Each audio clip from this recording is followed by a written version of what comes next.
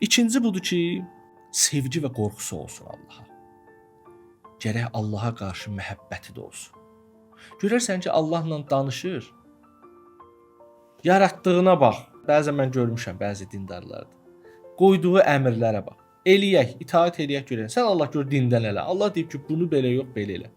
Quranda da yazıb bunu. Maraqlıdır ki, Quranda da yazıb. Bu qorxmayan adamın sözləridir. Qorxmayan insanın sözüdür. Bu necə bəndəlikdir? Sən onun əzəmətindən xəbərsizsən də deməli. Sən ona bəndəlikdə bax belə bir səhvə yol verirsən. Deməli sənin sevgin də yoxdur, sənin qorxun da yoxdur. Və heç vaxt Allahla dərdləşməyi, yəni heç vaxt Allahı öz məsələn valideyni qədər yaxın, sevimli bilmir, görmür. Belə bəndələr, belə insanlar varsa bilsin ki, onlar da hələ bəndəliyə qədəm qoymur.